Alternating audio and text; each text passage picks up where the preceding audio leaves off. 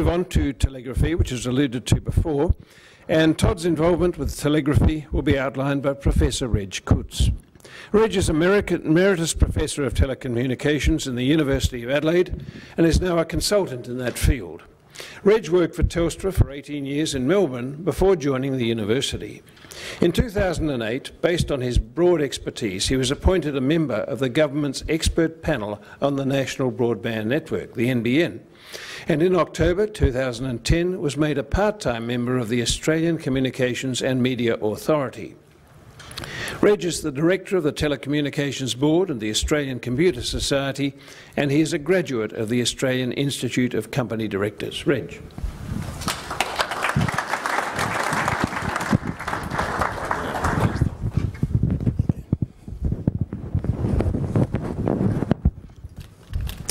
Well, thank you very much for that.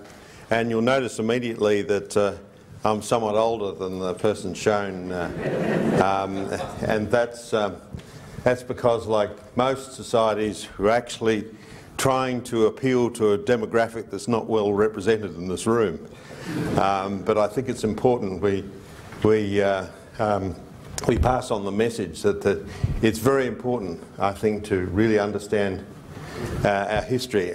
It really gives me great pleasure today to really be talking about Charles Todd, because for our industry, telecommunications, he has been he is a fantastic inspiration. And annually, the Australian Computer Society and the Telecommunications Society have the Charles Todd Oration, which unfortunately is held in Sydney, but it actually will be relayed here to an event in Adelaide on the 30th of August. And I'm involved in the organisation of that, which don't get me going. Okay, now somewhere there's... see how we go. Which one? That was the one, that's the one. Okay, well, there are three messages I want you to take away from today, and it's already been covered by the previous two speakers, but in a sense we live in a world where everything seems to change, but fundamentally nothing changes. So that when we listen to the debates on all the issues and the various sides, I think it's very important to, shall we say, look through the lens of history and to appreciate the debates. And of course, I'm an apologist for the NBN, as you might expect, and any of you need a counselling session later, and while we're doing that, happy to oblige. But my third message is that when I started work after finally I had to leave university, I worked in the radio section of then the PMG's department, and there was the supervising engineer had this museum, and this he was regarded as an eccentric at the time, and he gathered all the artefacts of the early telecommunications, including Charles Todd. And then I went off to Melbourne and finally came back to '93 to the university, and guess what? It had all disappeared. And so now if you go to the Telstra website, there are actually three museums, again maintained by volunteers: Sydney, Melbourne and Brisbane. Adelaide doesn't get a mention. So if we can use this event to actually write to David Thodey and say, we want justice.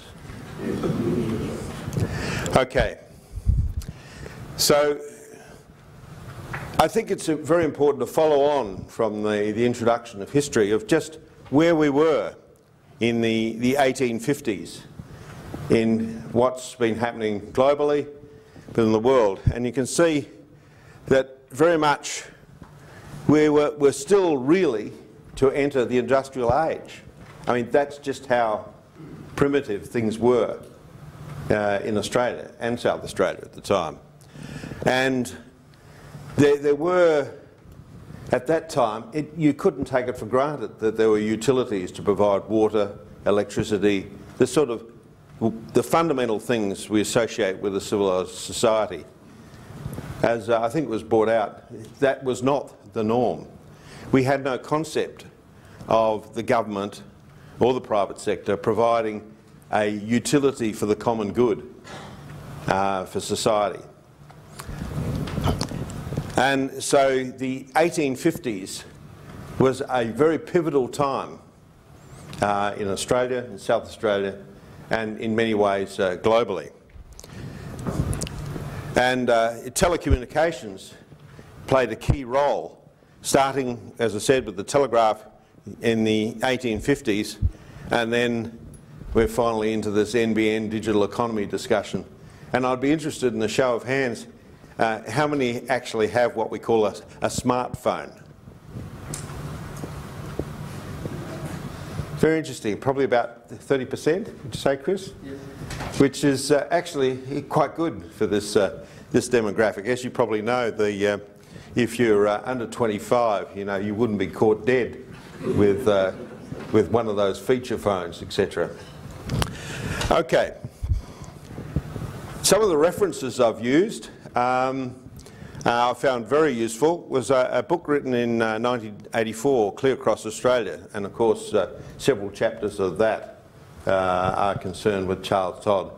And I must admit, when I was faced with talking what I'm going to say today, there was just so much you could say about Charles Todd and the Telegraph and what was happening at the time.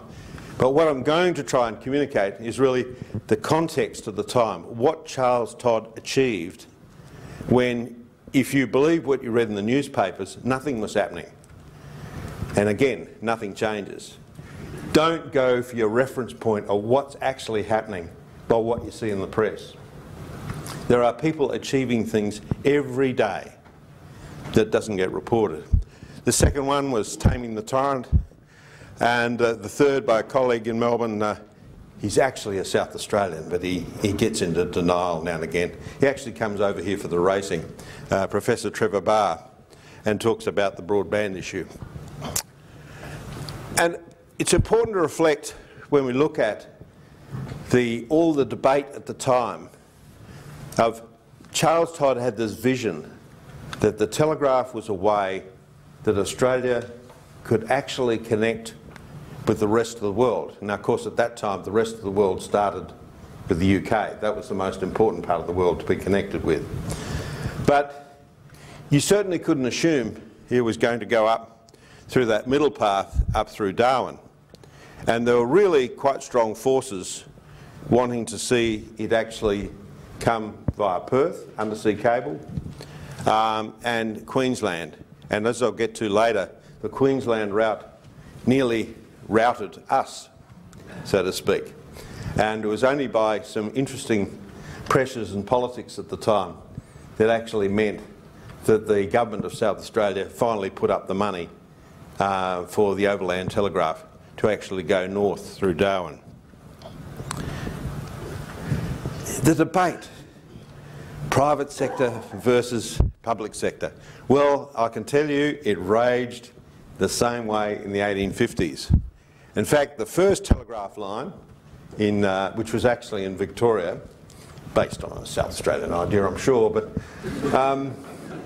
is that essentially it was an entrepreneur, McGowan, who privately proposed to fund the telegraph, and it was to feed, of course, the goldfields in Melbourne at the time, Ballarat. But what was interesting was that the Victorian government thought it was such a good idea.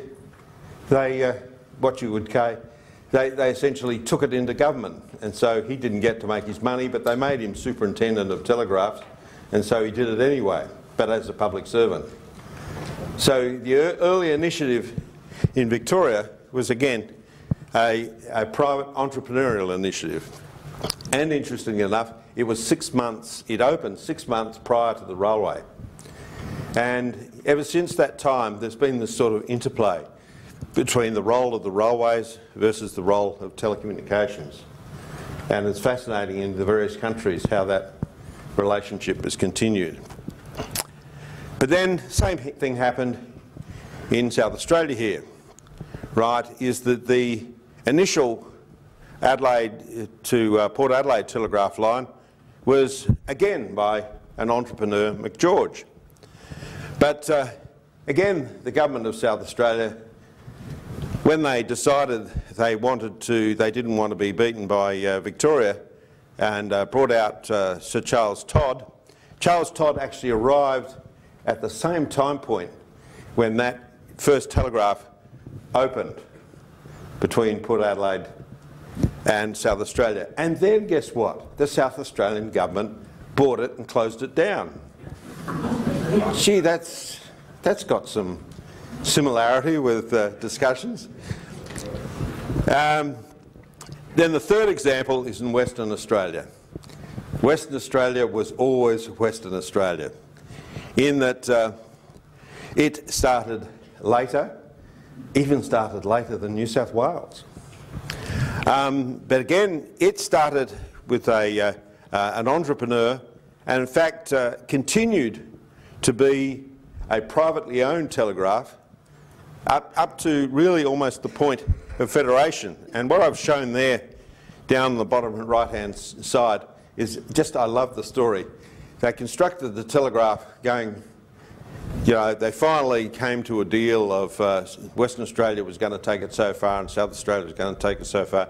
So they came up to the border, Eucla, and they established a special building there so that the Morse code would be received on the South Australian side, would be actually manually written down on pieces of paper, then actually passed through a little opening to a person on the Western Australian side, who would then proceed to actually send the Morse code message to the population of Western Australia. So if you think today's COAG meetings are complex, just imagine what they were like last century. Oh, the other point I should make is that you did note that that Western Australia actually didn't join the rest of the Commonwealth in terms of enjoying the benefits of the overland telegraph till 4 years later. Obviously, because the private owner hadn't worked out how they were exactly going to make money out of it at the time. So Western Australians were cut off, so to speak. Most Western Australians wouldn't know anyway, so that's right. The next case is the famous where is the business case? And that's ever so present today. If I'm going to have a cup of coffee, I'm sure my manager would say, where is the business case that that's actually going to lead to a percentage productivity increase so that you should go away from your job for 10 minutes. But thankfully, I'm not like that person in their 20s entering the workforce today.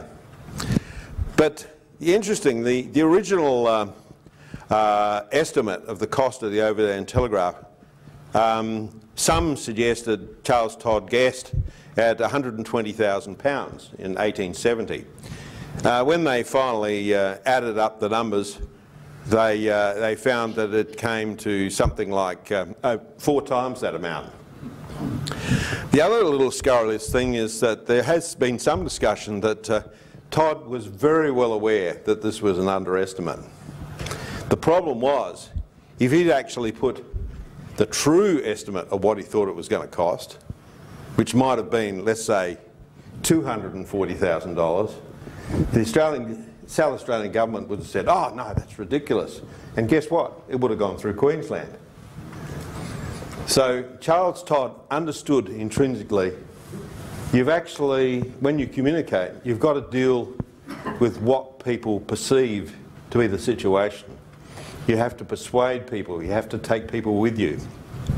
So Charles Todd was not just a brilliant innovator, right? He wasn't just good at multiple fields such as astronomy, telecommunications, etc. He actually understood the human condition very well. And I think that's one of the things that would have marked him out at the time. And the return, well, can you just imagine it? You know, like, why would we build this overland telegraph? Why would you want to send, you know, Morse code, you know, to Darwin and then to the UK? But I mean, but interestingly enough, I don't think there's any debate that the overland telegraph, which actually preceded the telephone, right? So any business case was just based on the telegraph. That's about 5 to 7 bits per second, right? Compared to the hundreds of megabits we're talking about today. But the technology debates also raged. Charles Todd at first, as was appropriate at the time, looked to the UK as the beacon providing the technology way to do things. And in the UK at the time, they buried transmission. I'm a wireless person, so I think the idea of burying stuff is, burying bad technology is a very good idea. But Charles Todd came to the conclusion very early, even before the bad results came out about the unreliability in the UK, that overhead was the way to go.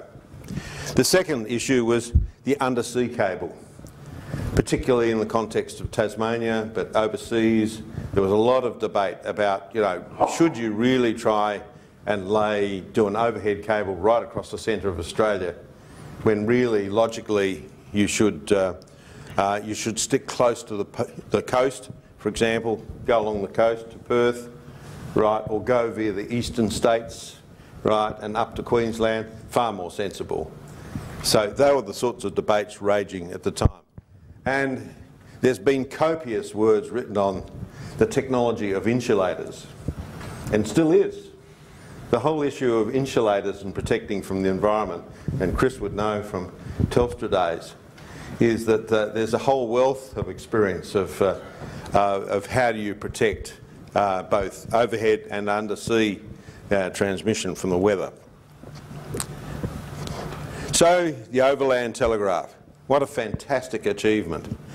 And what's just remarkable is the way events, shall we say, or the stars align.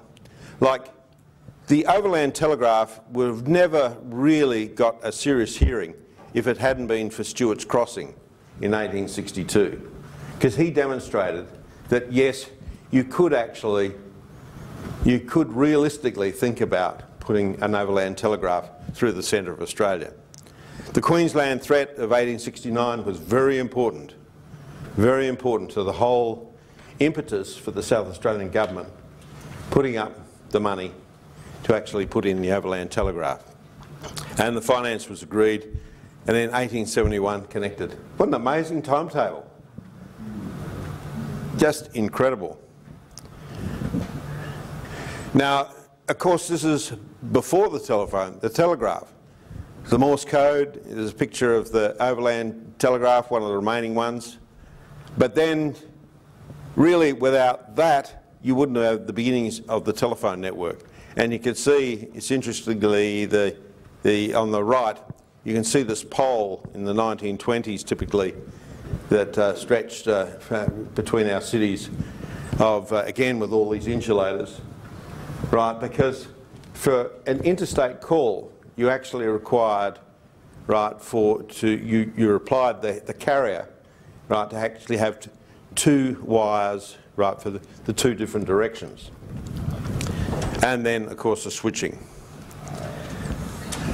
So my conclusions I hope I've convinced you that really seeing the world through Todd's eyes gives you a very interesting perspective of the current debate on NBN. And further, I hope that I've stirred your rage to approach Telstra to restore justice to South Australia in terms of establishing a presence for the museum here in South Australia, particularly in calling it Charles Todd. Thank you.